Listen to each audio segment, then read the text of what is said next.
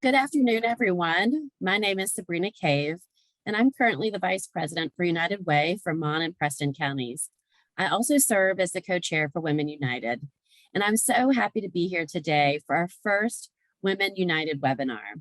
I'm also happy to be here with our special guest, Amy Jo Hutchison, and each of you. Thanks for taking time out of your busy schedules for this unique webinar. I also want to remind folks that if you know of some women that were unable to join us today, we are recording the session and it'll be available later on the United Way website. Now I would like to introduce Nikki Bowman-Mills, publisher and editor-in-chief for New South Media. Nikki will be moderating today's discussion with Amy Jo. Amy Jo will be taking questions at the end of the presentation, so please hold on to those until that time. Thank you. Enjoy. Nikki? Thank you, Sabrina. And thank you all for joining us. Your world is about to be rocked. Once you meet Amy Jo Hutchison, you will not forget her or what she has to say. She will leave you a changed person. And if she doesn't, you don't have a heartbeat. But Amy Jo Hutchison is a lifelong West Virginian and an activist who works diligently and passionately to bring about social change. She has an amazing heart to serve and empower others. On February 5th, 2020, as part of Healthy Kids and Families Coalition in West Virginia, Hutchison testified before the United States Congress in opposition to a Trump administration proposal to change the formula for calculating the poverty rate. And so she has lived in poverty. She has been a part of the working poor herself.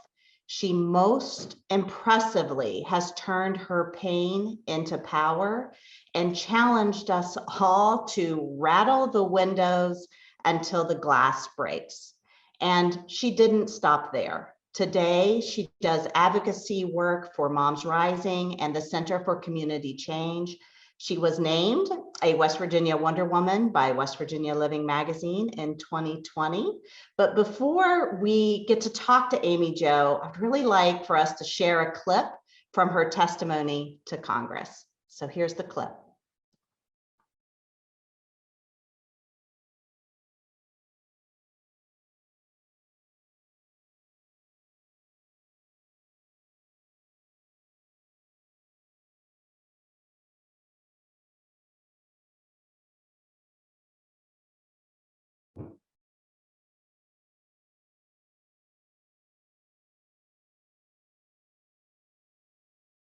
So how do I make you understand things like working full-time for $10 an hour is only about $19,000 a year, even though it's well above the federal minimum wage of $7.25 an hour. I want to tell you about a single mom I met who was working at a gas station. She was promoted to manager, and within 30 days, she had to report her new income to DHR. Within 60 days, her rent bumped from $475 to $950 a month. She lost her SNAP benefits and her family's health insurance. So she did what poor people look for us to do all the time. She resigned her promotion and went back to working part-time just so she and her family could survive. Another single mom I know encouraged her kids to get jobs. For her DHR review, she had to claim their income as well. She lost her SNAP benefits and her insurance. So she weaned herself off of her blood pressure medicines because she, working full-time in a bank and part-time at a shop on the weekends, couldn't afford to buy them. Eventually, the girls quit their jobs because their part-time fast food income was literally killing their mother. You see, the thing is, children aren't going to escape poverty as long as they're relying on a household, who was poor. Poverty rolls off the backs of parents right onto the shoulders of our children, despite how hard we try. I can tell you about my own food insecurity. The nights I went to bed hungry so my kids could have seconds, and I was employed full-time as a Head Start teacher. I can tell you about being above the poverty guideline, nursing my gallbladder with essential oils and prayer, chewing on cloves and eating ibuprofen like they're Tic Tacs because I don't have health insurance and I can't afford a dentist. I have 2 jobs and a bachelor's degree, and I struggle to make ends meet. The federal poverty guidelines say that I'm not poor, but I cashed in a jar full of change the other night so my daughter could attend a high school band competition with her bands. I can't go grocery shopping without a calculator. I had to decide which bills not to pay to be here in this room today. Believe me, I pulled myself up by the bootstraps so many damn times that I've ripped them off. The current poverty guidelines are ridiculously out of touch. The poverty line for a family of 3 is $21,720. Where I live, because of the oil and gas boom, a 3-bedroom home rents for $1,200 a month. So if I made $22,000 a year, which could disqualify me from assistance, I would have $8,000 left to raise 2 children and myself on. And yet the poverty guidelines wouldn't classify me as poor. I Googled Congressman's salary the other day, and according to Senate.gov, the salary for senators, representatives, and delegates is $174,000 a year. So a year of work for you is the equivalent of almost 4 years of work for me. And I'm $24,000 above the federal poverty guidelines definition of poor. It would take 9 people working full-time for a year at $10 an hour to match y'all's salary. I also read that each senator is authorized $40,000 for state office furniture and furnishings, and this amount is increased each year to reflect inflation. That $40,000 a year for furniture is $360 more than the federal poverty guidelines for a family of 7. And yet here I am, begging you on behalf of the 15 million children living in poverty in the United States, on behalf of the 1 in 3 kids under the age of 5, and nearly 100,000 children in my state of West Virginia living in poverty, to not change anything about these federal poverty guidelines until you can make them relevant and reflect what poverty really looks like today. You have a $40,000 furniture allotment. West Virginia has a median income of $43,000 and some change. People are working full-time and are hungry. Kids are about to be kicked off the free and reduced lunch rolls because of changes y'all want to make to SNAP. Even though 62% of West Virginia SNAP recipients are families with children, the very same children who cannot take a part-time job because their parents will die without insurance. People are working full-time in this country for very little money. They're not poor enough to get help. They don't make enough to get by. They're working while they're rationing their insulin, and they're skipping their meds because they can't afford food and health care at the same time. So shame on you. Shame on you, and shame on me, and shame on each and every one of us who haven't rattled the windows of these buildings with cries of outrage at a government that thinks their office furniture is worthy of $40,000 a year and families and children aren't. I'm not asking you to apologize for your privilege, but I'm asking you to see past it. There are 46 million Americans living in poverty, doing the best they know how with what they have, and we, in defense of children and families, cannot accept anything less from our very own government. Thank you. Thank you, Ms. Hutchison.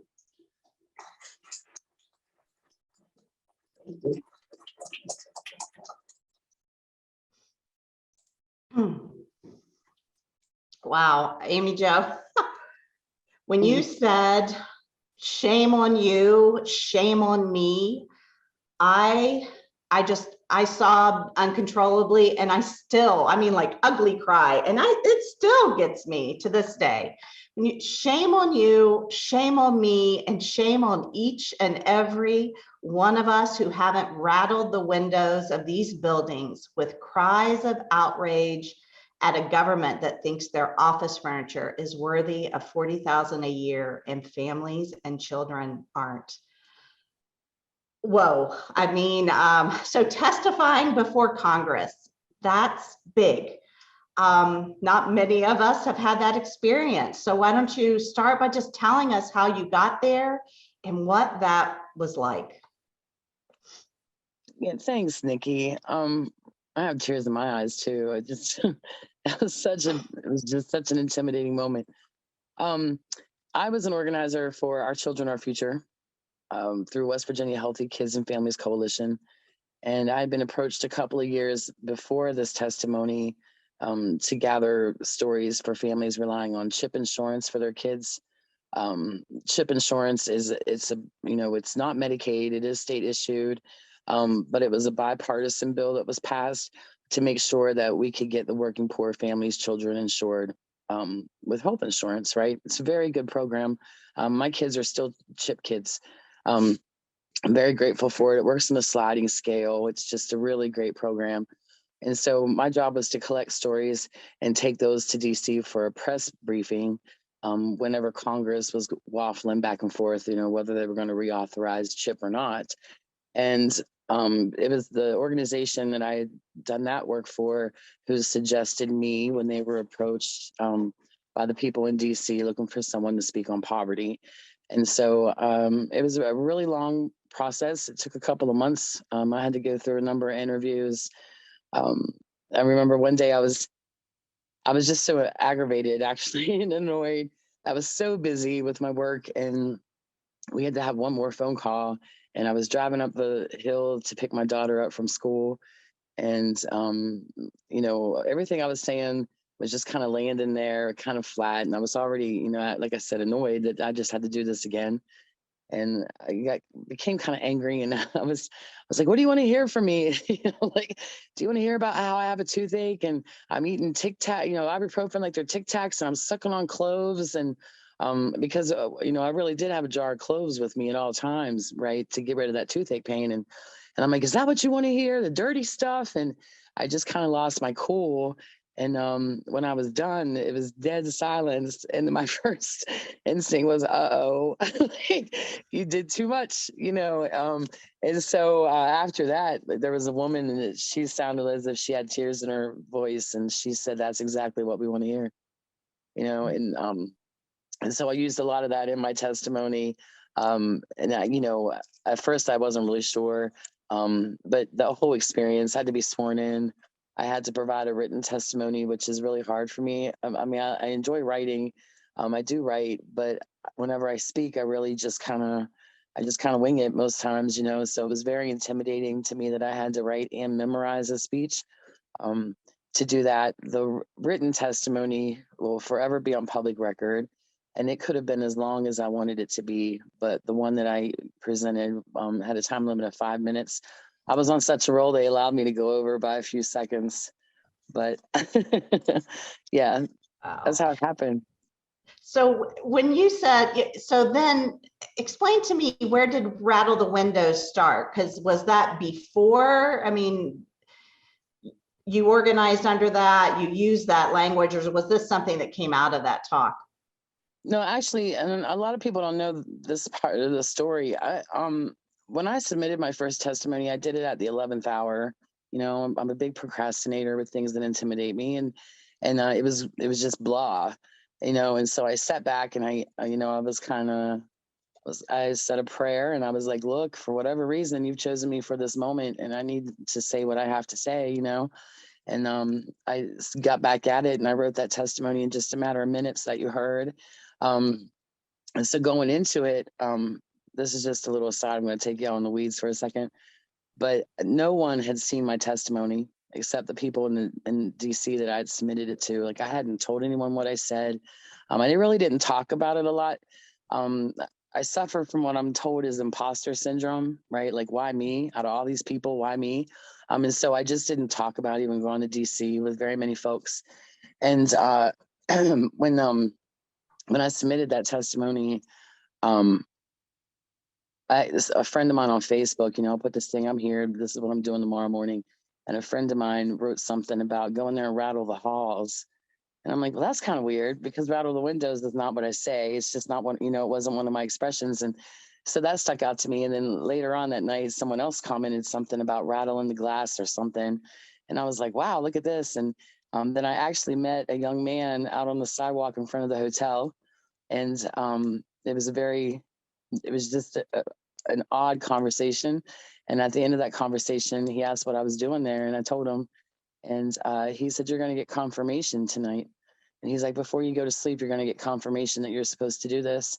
And when I went upstairs to my room, I took out my phone, and on Facebook, someone had sent me a message, a friend of mine, and they're like, go in there and rattle the windows. And I'm like, what in the world? And so when the testimony started this trip around the internet, in the comment section, a lot of people were starting to pull that line out, and they were turning it into a hashtag. And I'm like, wow, look at this, right? Like, we're making our own battle cry. And so that's what I named my movement, Rattle the Windows. That's awesome. I have never heard that story. That's wonderful. You know, you have said it's hard to admit that you're poor because America treats poverty like it's a character defect rather than a circumstance. There's so much about poverty that people who have never experienced it don't understand. What do you want people who have not experienced poverty to understand? And how do we empower the experts, you know, that you say the experts, the folks who are living in the margins? Yeah, I think that's really important. You know, I think one of the things that's so intimidating about poverty is if you've escaped it, you always feel like it's still chasing you, Mm. right? And I mean, it gets in your bones, it sticks to you. And so I think it's just one of those things that we don't want to talk about because we're kind of afraid of wishing it into reality. You know, Mhm. so many of us are living in this situation, in this circumstance right now where, you know, we're probably just a couple, well, they say most Americans are 2 paychecks away from homelessness, you know, but it's scary. And there, you know, especially because it's a situation that most times you really can't control.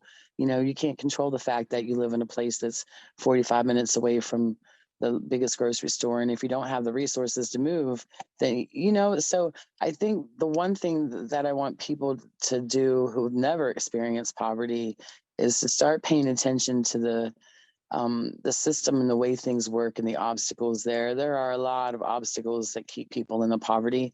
And most of those, in my opinion, come from policy that our government passes, you know, but the safety net really is designed in a lot of ways so that people get trapped in the poverty and they get trapped into that lifestyle of needing and requiring assistance because it takes too much out of someone to be able to break out.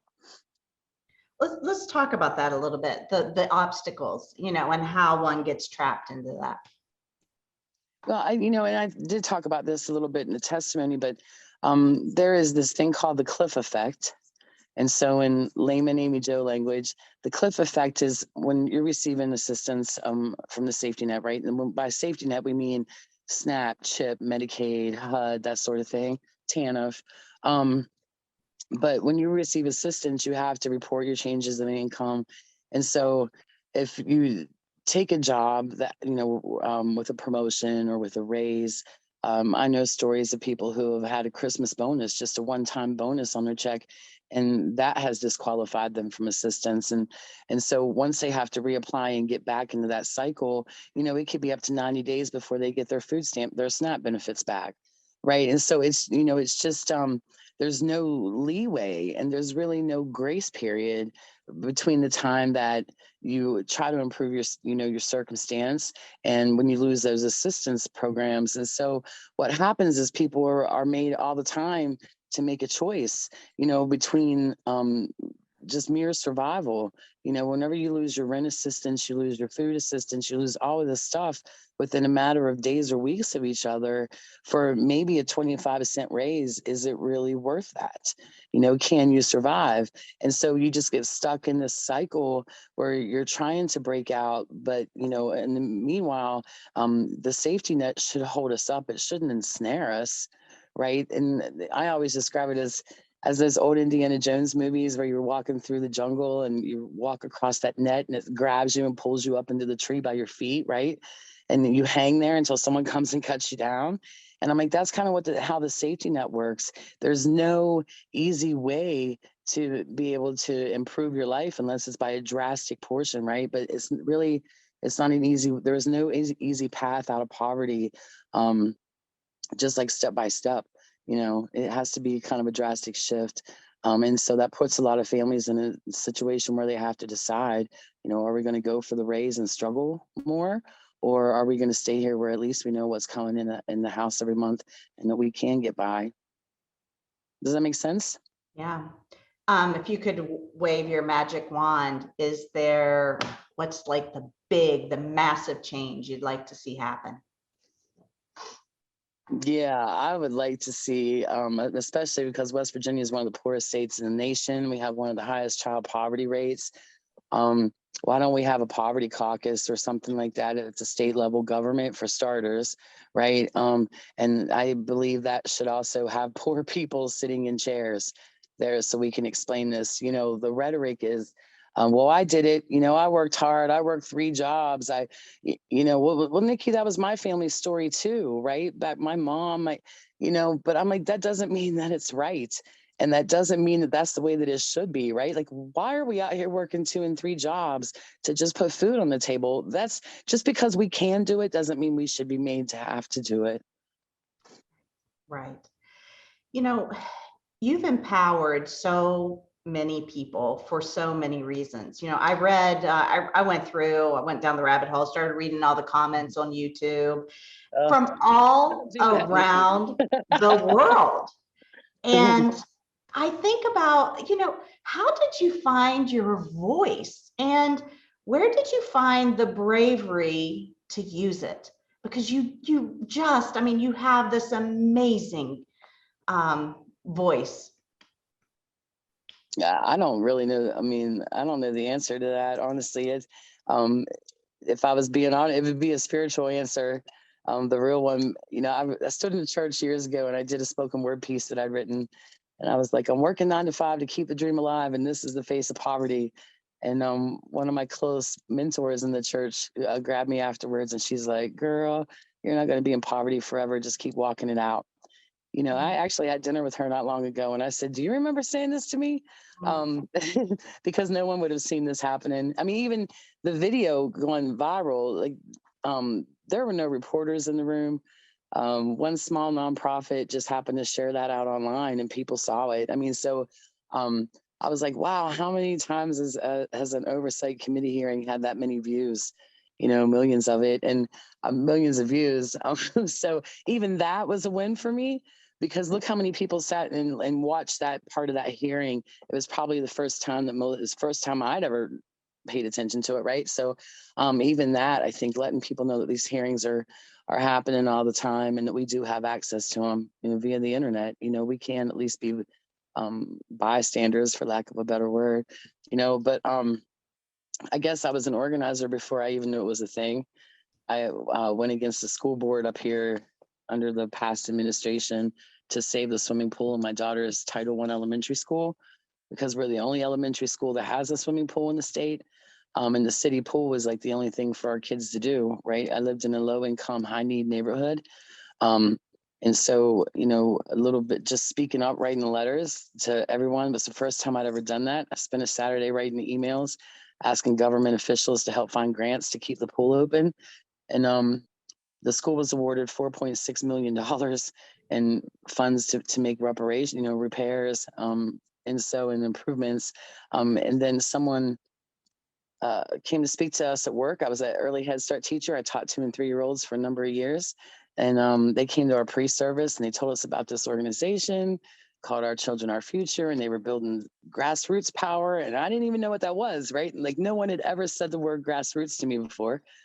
And I'm thinking, wow, this is radical, and they're all about poverty and wow, let's start talking about this. And I just started volunteering and kind of just sitting on the sidelines. But it was whenever I was asked to apply for the organizer job. And that was the first time that anyone ever spoke to me in a way that made me believe that, my test is kind of my testimony. And it was the first time that anyone had ever said that I could use my struggles and my pain to make change. And then I've never been, my mom always taught me if you wanted something bad enough, you'd fight to your death for it, So she also says that her prayer for me is always, she hopes that my hole is smaller and my button's bigger, because I do say a lot of stuff. I make my mom nervous a lot. So it's always been just a character trait, just saying what I feel.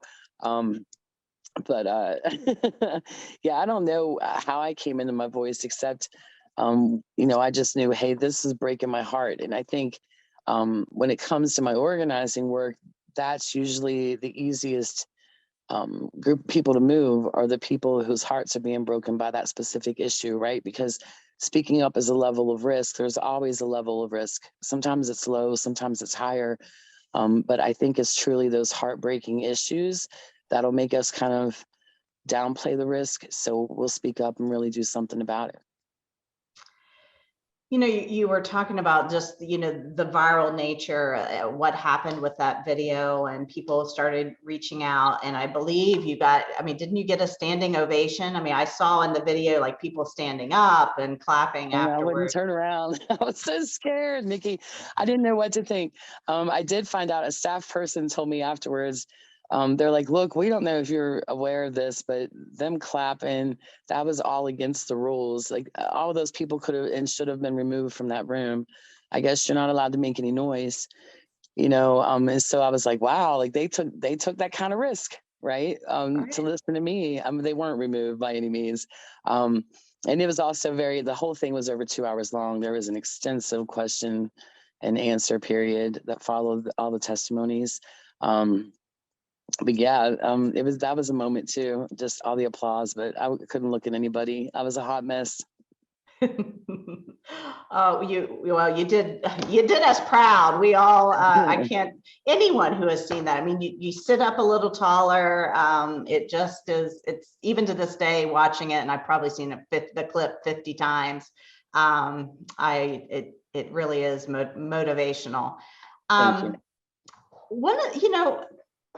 One of the things that I think a lot about is many of us, and I'm going to probably just speak for myself, I volunteer, I'm a part of these volunteer organizations, I donate money, I donate food, to our local food banks. And I really have had to step back and think, am I, when I'm doing this, is it a box I'm checking off saying, oh, I did my good deed for, that was a good deed, yay for me. But it isn't enough. It feels to me that it is a box that I'm checking off. And, you and I have talked about this just a little bit about, it's not to say that's not important. It is important to donate to food banks. But I wonder if you could share just a little bit about that. You had said something to me about, we needed to start loving the food pantry patron as much as we love the food pantry. Yeah, I think that's really important. And first of all, thank goodness for food pantries and for people who have taken on the mission of fighting food insecurity. Food insecurity is my biggest thing, because I'll never understand how we have hungry people with so much waste, and just it's amazing to me. Or the fact that some people are like, oh well, you're hungry, it's the basic need. I could go on about that with food insecurity forever. But I attended a conference last week, and one of the panelists has said, when are we going to start loving the patrons the way we love the pantries? And I was like, oh, that really hit me, and it stuck with me. I've mentioned it to you a couple of times, and it was just one of those impact statements. And I think that's it, right? Like, we know that there's a need for food assistance, and that should be a given. But there's also a need to address, why are those programs necessary in the first place? And so I think a lot of times we back away from examining like all the systemic causes and, the nature of, what's really causing people to experience hunger on such a level in the first place. And then what can we do about it? Because it's all going to come back to policy, and the way things are done. Right. Well, so you had this moment, the YouTube 1 million+ views on that clip. And could you have ever imagined the people like comedian Jon Stewart, who would reach out to you almost immediately, right? You were just getting a lot of folks reaching out to you. And then I know Jon Stewart invited you on his new Apple original series, The Problem with Jon Stewart. What was that? I'm telling you, imposter syndrome. At first, I really didn't believe it was true. I kind of thought it was just someone playing around with me. There were a couple that never, because of COVID. That was the other thing. That was a month before COVID, and look what COVID did to us. Like that, I think one of the reasons why my video is still getting so much play is because it's still so relevant, and maybe even more so right now, right? As we're trying to come out from this. But I was stopped at a gas station once on a work trip. I have my oldest daughter with me, who was a huge Hamilton fan. And one of the actors from Hamilton had reached out. He was doing some get out the vote work, and he'd asked me if I would be interested in going to Miami and working with him. And my daughter was like, "Oh my gosh!" Like that was a big moment for her, right? It never panned out because of COVID. But Jon Stewart, when I received the email and I reached back out, I'm like, this isn't even real life at this point. But he told me that he was researching online economic justice issues and how the economy works. And he came across my video, and he told me that that was the first time anyone had ever said those things to him, that he really had no idea what it was like out here to be a member of the working poor class. And he's like, this is just nothing that people tell me. And so that kind of convicted me with the fact that we do need to have these conversations, and we do need to start, pointing out the fact that poor people don't get that way typically because they made bad decisions, right? They didn't make poor choices. It's a system that's designed to perpetuate poverty and keep some of us needy. I really enjoyed my time with Jon Stewart. He's a very funny man. He's very nice, and I believe when it comes to issues like this, he genuinely cares. It was just we have really a cool clip. time. So why don't we play a clip of that? Okay. You need a care infrastructure. You want to talk about early education, we need to include early childhood education as well. You cannot have workforce participation if you do not have childcare. Whenever a childcare in the state of West Virginia for one child, for a private pay family, costs more for 1 year than a year at West Virginia University or Marshall University, which is our state's two largest schools. And so parents are paying more for childcare than they are for college tuition. So what's going to incentivize me to go to work? Childcare has been a middle-class issue for 2 decades now, on the left and the right. If you go to solidly Republican congressional districts, you will find that the leading issue for a lot of women is health and childcare. That's it. It's really simple. I don't even think this should be a political issue, though. Like, start paying attention to the Maslow's hierarchy of needs, right? Like, I have a social work background. Oh, shit, Maslow's hierarchy.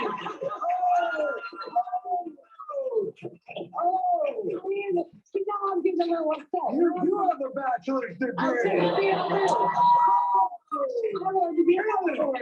Amy Jo. But I mean, it's not rocket science to me. Just think about the basic needs of human beings.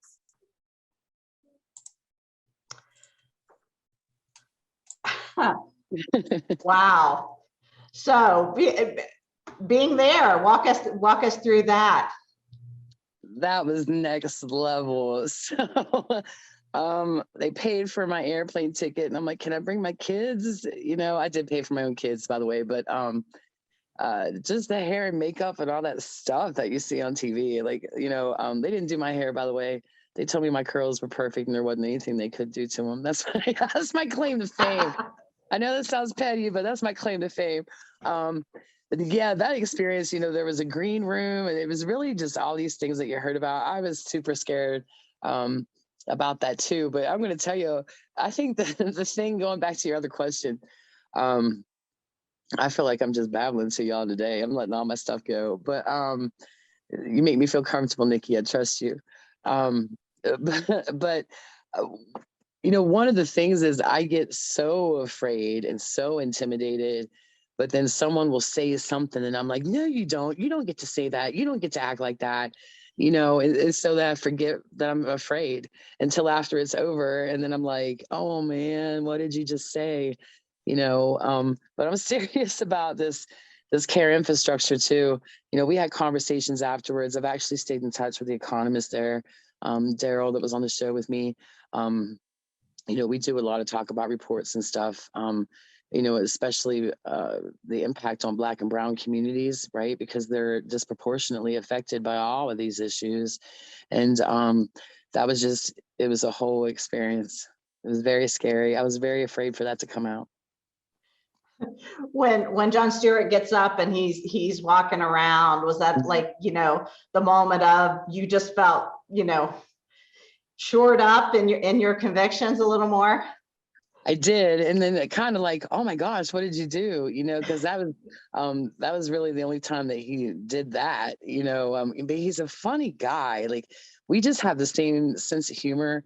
and he was just really someone that I think I could sit around and just laugh so hard my sides hurt with, because we're a lot alike in the way our delivery, I guess. But when he stood up, I didn't think about it, but a friend of mine's like, you said that in such a way that no one had a rebuttal. So he had to be funny in that moment. Like he Yeah. had, he's like, whoa, we need to turn this around, shut this off for a minute, and I never really thought about it like that. But I was the one with the anger on the panel. One of the scariest parts about all that, though, there were actually a couple of panelists who were there that didn't appear in the last episode. But that was the most biggest worry of mine was when it aired, we didn't know what it was going to be. Like we never saw the final cut. So a lot of that stuff, I was all in my, my feelings and my adrenaline. So I didn't even really remember saying a lot of the stuff that I said, but. Wow, it was amazing to watch. So let's talk about a topic that is near and dear to your heart, I know, but the lack of affordable childcare. Why is this something we should all care about?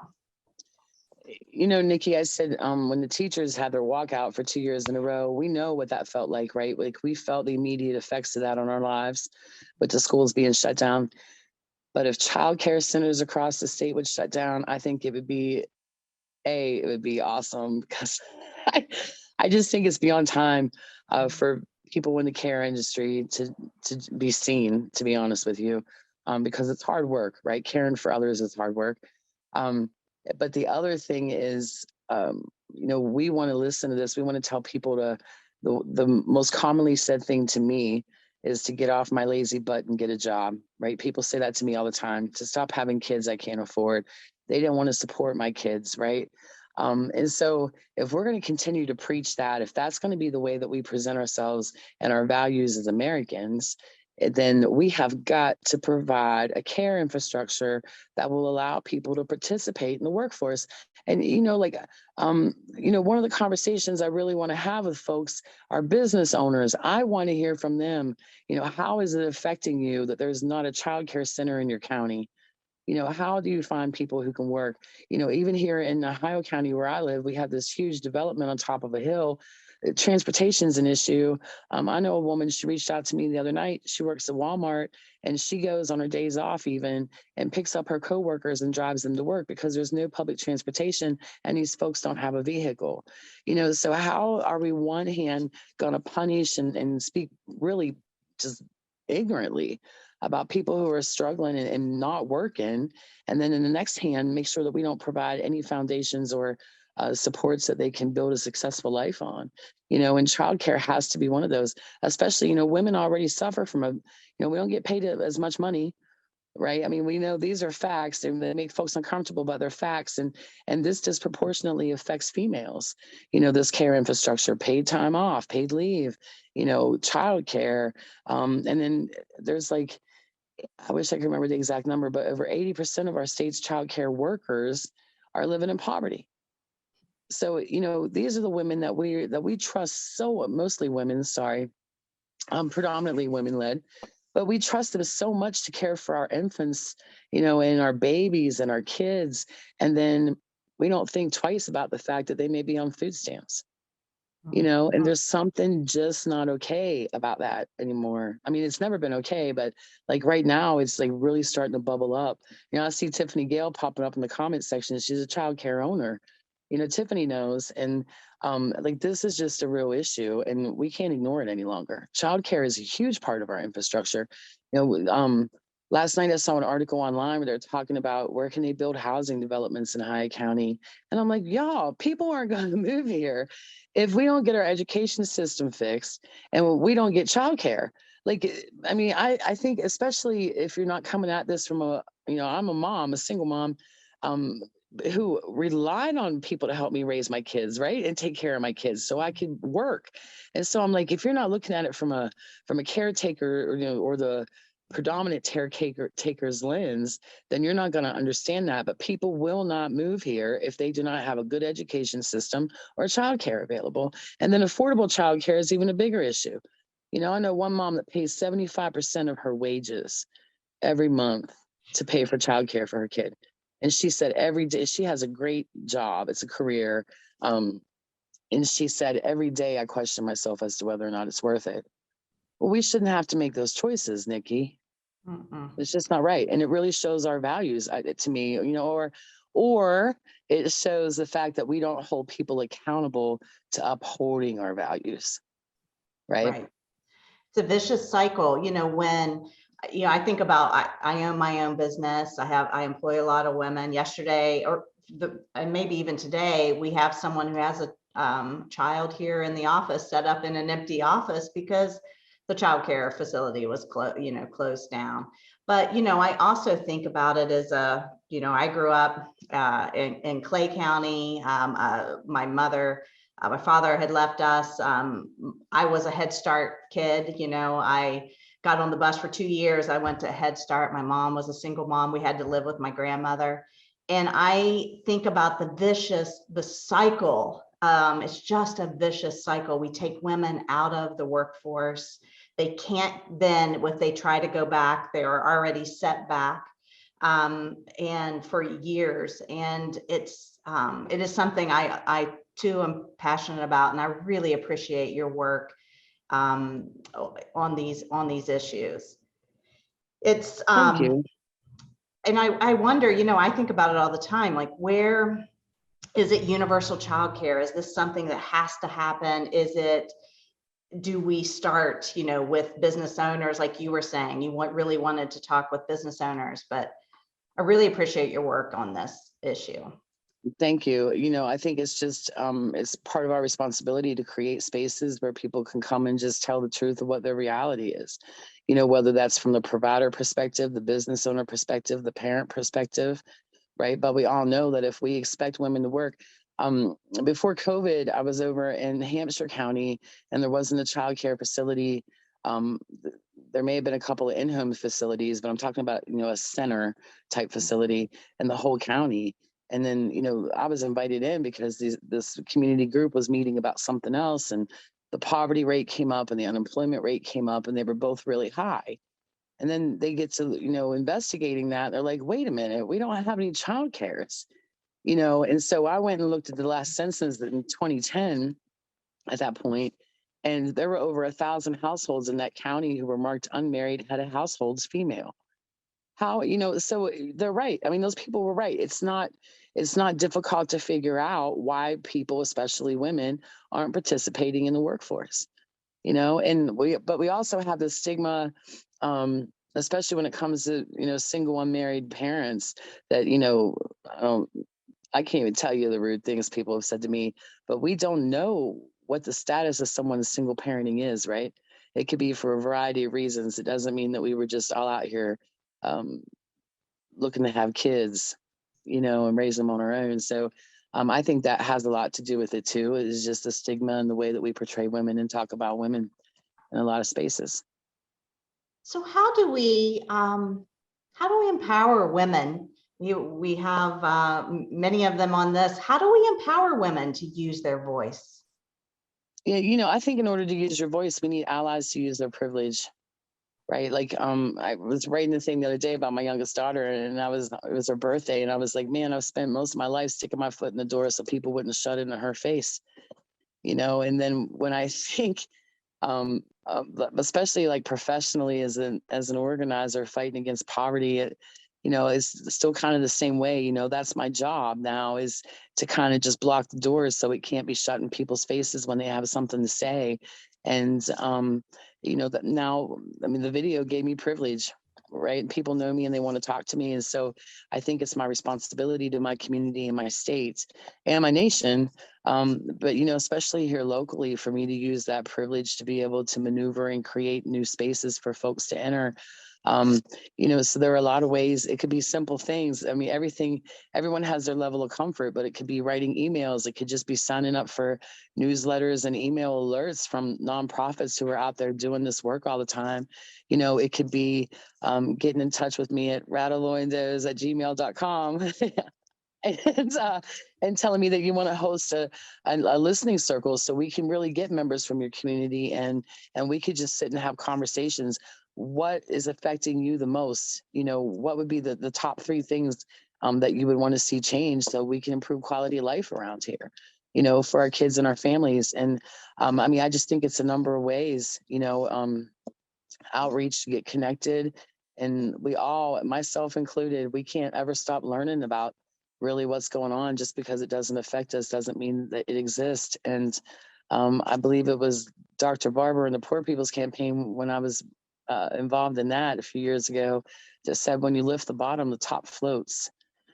You know, I mean, so, you know, as long as whenever we start to err on the side of the disadvantage and really start lifting that up, you know, that up, there's those demographics up, then we're all going to benefit from that. Right, right. I'm going to turn to some of the questions that are popping up here. And we've got a question from Delegate Danielle Walker. She says, how can the community support your efforts at a local level? As we speak about folks or families in poverty, many can't go to DC to rally or visit elected officials. What can those families do to rattle the windows locally? Yeah, you know, Danielle, my job, hi Danielle, first of all, my job as an organizer is the summer months now. And so the state legislative session is over and now it's all about base building and outreach. So, you know, like I mentioned, we could, you know, someone in organization, not even an organization, someone living in a housing development that has a community room that they have access to, you know, let's just start getting people in and having the conversation about, you know, what is it that's really bothering us, that's breaking our hearts. And while, you know, where do we start whenever we need to address that, you know, because a lot of times it's things that we don't imagine, you know, and things that we don't know about. And so it's so important for us to just start having those conversations with folks, creating those spaces. Right. You know, we, you and I had talked once about West Virginia women, and you said something that stuck with me, and you said, we're the mental muscle.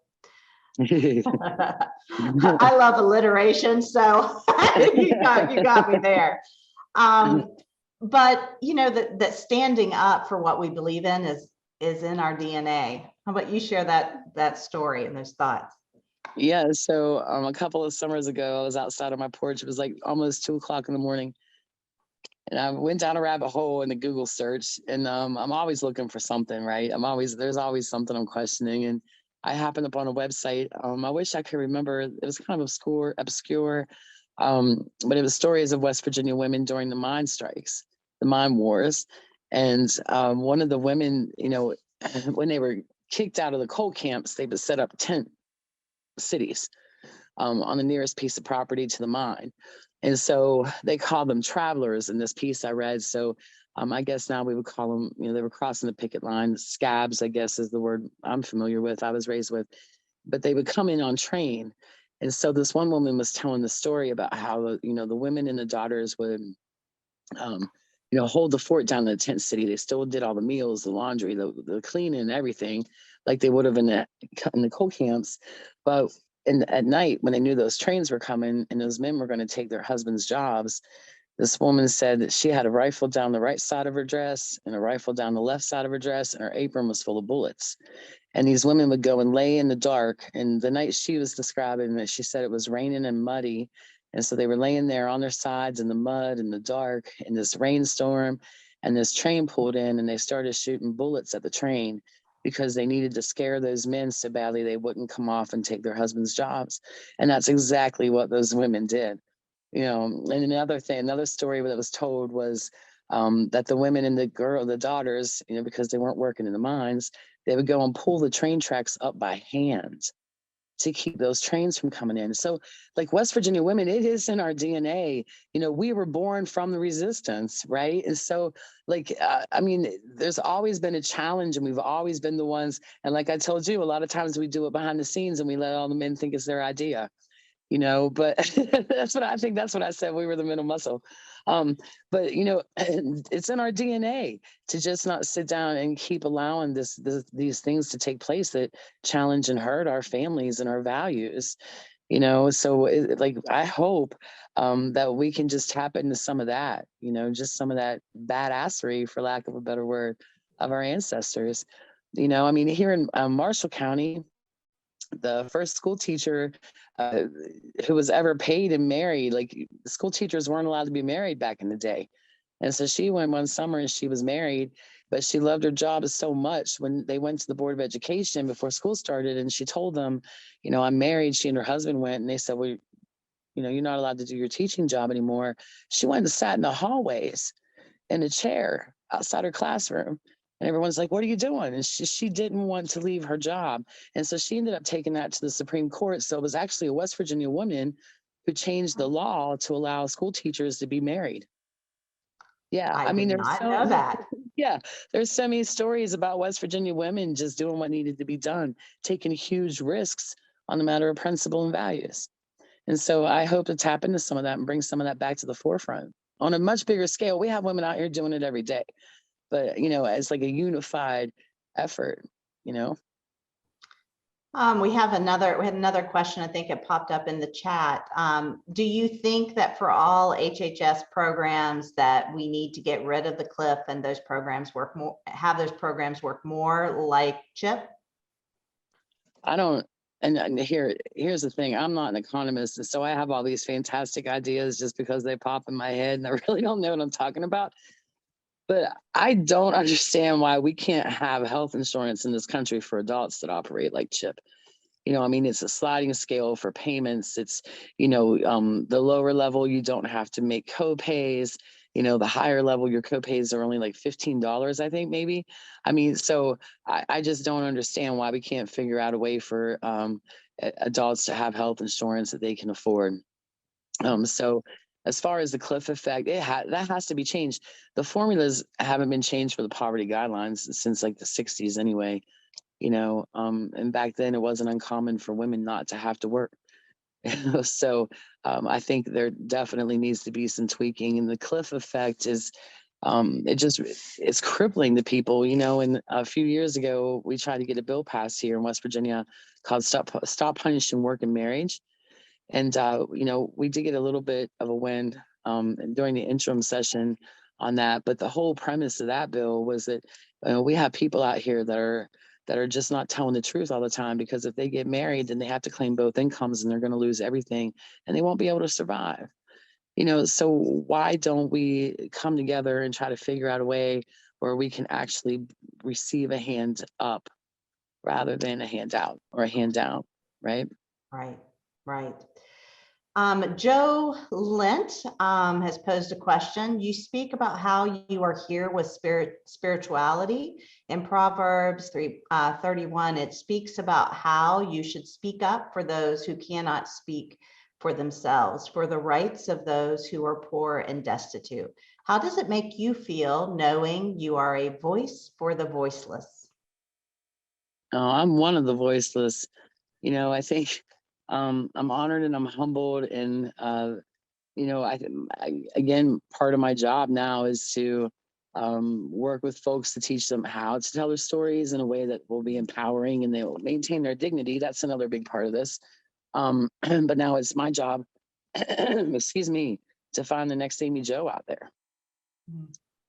You know, I mean, we're out there, right? Like I can name 3 of them right off the top of my head that would have jumped on here in a second and done this. But I just think that's my responsibility now. It's like paying it forward. And, you know, someone said to me, your story has purpose. And that was really all I needed to hear, you know? So I think I'm obligated. Yeah. Amy Jo, thank you so much. This was I think a great gift to everyone. I know you inspire me. A lot of times people will come to me and they'll say, well, who gives you, you know, who inspires you? And I say your name. And so it was a great honor to have this time with you. And I know everyone will join me in a big thank you. Sabrina? Thank you. Yes, Amy Jo, wow. I mean, thank you, thank you, thank you. I mean, you Thank you for sharing your story. I mean, I feel so inspired. I'm like Nikki. I read that brief bio and I thought, I can't wait to hear this woman. And so I know that you can see in the chat all of the positive comments. I also want to point out that there were some calls to action in those comments in the chat as well. And so I really do want to make sure that everybody sees those. And I think it's just important for all of us to remember that all of our voices are very powerful and that there are many ways that we can make a difference in our communities by getting involved and giving back. And certainly through United Way, it's just one of the ways that people can get involved. And we have a real mission for helping others in our communities and making them stronger. So again, Amy Jo, thank you. We hope that you will come back and visit us, hopefully with some other friends. But again, you can see that everyone just thought your story was so inspiring and amazing. So thank you very much. Oh, I appreciate it. Thanks, y'all. Absolutely. And so I just want to share with everyone some upcoming events that we have coming up for United Way. So save the dates. You can see those on your screen, from a Day of Caring volunteer effort, the Blue and Gold Mine sale. Our teams are forming for Corporate Cup, Women United. We have a Power of the Purse fundraiser that supports the Dolly Parton Imagination Library, which puts a free book in the hands of our children birth to age 5. So lots of great things coming up.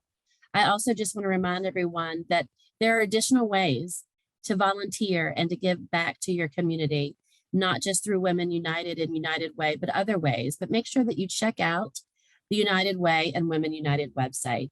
Also, stay tuned for additional webinars, speaker panels, and outreach programs through United Way. And in the words of Amy Jo, let's all rattle the windows. So thank you very much.